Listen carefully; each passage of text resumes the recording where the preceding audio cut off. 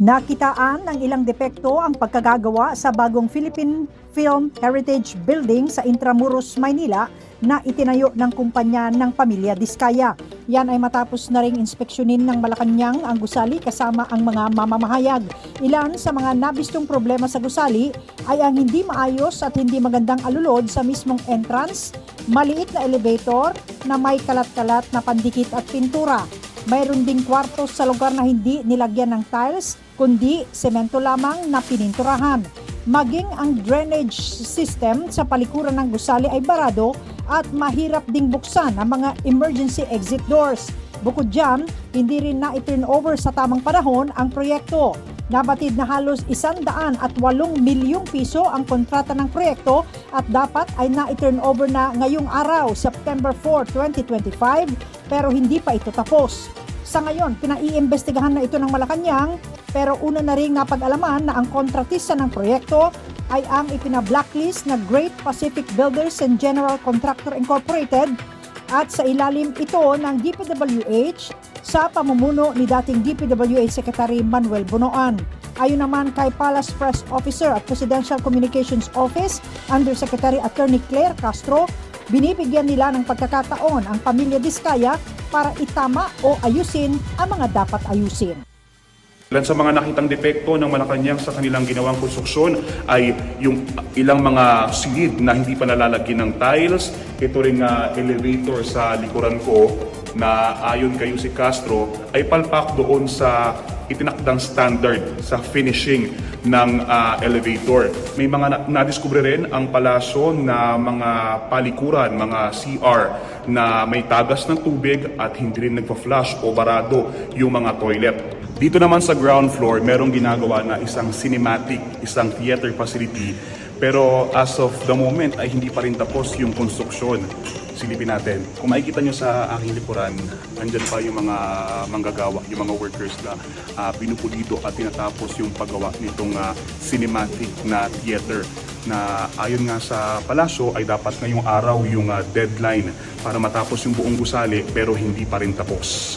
Ayon kay Yussi Castro, dismayado si First Lady Liza Marcos sa mga nadiskubreng kapalpakan sa konstruksyon nitong gusali dahil itong gusali na ito ay handog dapat ng unang tinang pati na rin ni Pangulong Marcos sa film industry ng bansa. Paliwanag ni Yussi Castro, posibleng managot sa batas ang mga kontratista maging ang ilang opisyal ng DPWH kapag napatunayan ang anomalya sa konstruksyon nitong gusali. Mr. Chair, what can you tell us about what we've seen there? Kita nyo naman, di ba? Bakit na nga ako, kumbaga, dumaan to sa negosasyon, na dumaan to sa pakikipag-usapan, tapos September 4, 2025 dapat natapos ito. Bakit hanggang ngayon ganito pa rin ang itsura niya? Kaya tuloy na question siya eh. Bakit ang dami-dami yung kinukuha ng trabaho, lahat ba yan natatapos nyo? Okay? Magtanong nga tayo dito. Sir, saan kayo nagtatrabaho? Anong kumpanya niya, sir? Sir, ang saan kayo kumpanya? Theaterbox po. Ha? Theaterbox po. Theaterbox? Oo. Ah, Theaterbox. Hindi kayo kasama sa Great Pacific Builders? Oo. Baka subcon, ma'am. Subcon po. Diba? Pero, ano bang sabi sa inyo dapat September 4, 2025 tapos na? Anong kasunduan nyo? Sa pagkakaalam nyo dahil? September 15 dapat tapos na to. 15. Kaya ba ito ng September 15? 2025, ah? Okay.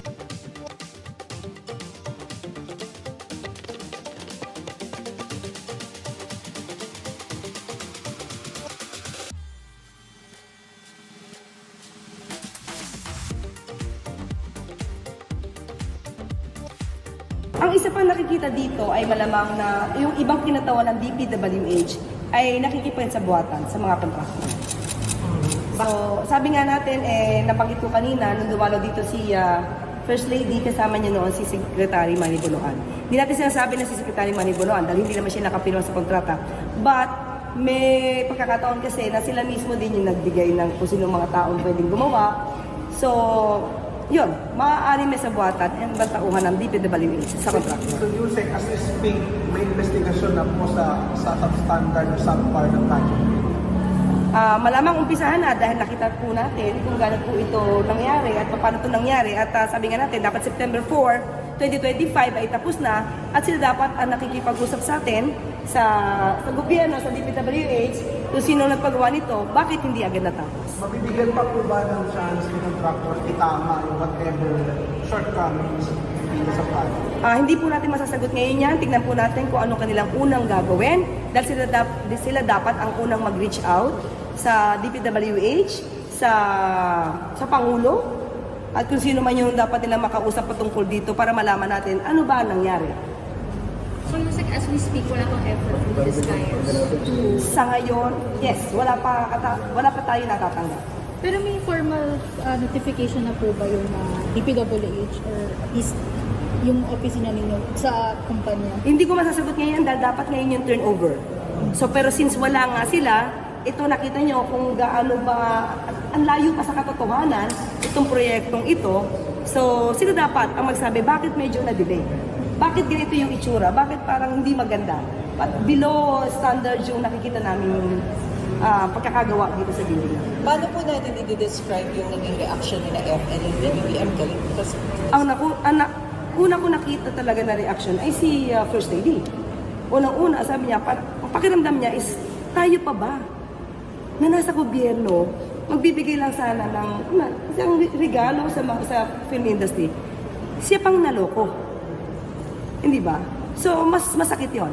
Kasi ito naman ay hindi pang kanila, hindi pang personal. Pang ano naman to para sa film industries. So, yun ang masakit to. How about the President, ma'am? Nakarating na po sa kanya to. Ano pong naging reaction niya? Sa ngayon, hindi pa po natin nakausap ang Pangulo patungkol dito. Pero definitely, pag nalaman din niya to, magagalit din yun. Sa initial assessment, parang ilang percent yung natapos pa? Hindi ako engineer, no? Hindi rin ako arkitekto. Pero tingin ko sa akin, so most probably, baka 60%. Pero baka magkamali ako, baka mga 60% pa lang. Pero sa akin lang yan. Baka hindi tama ang aking assessment. Yusek, na-inform na ba yung mga Diskaya kung Sa ngayon, wala pa po tayong nasasabi o masasabi na na-inform sila. Pero with this news siguro, alam nila dapat. Saka sila naman din yung may obligasyon. Dapat alam nila yung kontratang pinapasok nila. Sila dapat ang nangungunang ipaalam. Tapos na po ang aming proyekto. Pero bakit parang wala tayong nadidinig sa kanila? Yusek, kung mayroong pa mga kontrata na pinasok ang Diskaya mo o dito sa kontrata ito? Siguro itatanong natin yan kay Sec Vince. Dahil talaga nire-repass niya ngayon yung mga kontrata, maaaring mayroong issue. Sa kay First Lady po na project, ito lang ma'am so far yung nakita. Oo, so far, ito pa lang na nakita. Will she be inspecting din po in the next days, ma'am? Oo, lahat naman kasi medyo talagang ang First Lady naman pagka tinanabaho niya, gusto niya talaga maganda yung produkto. So, ito pa lang yung talaga medyo dismayado siya. Thank you, ma'am.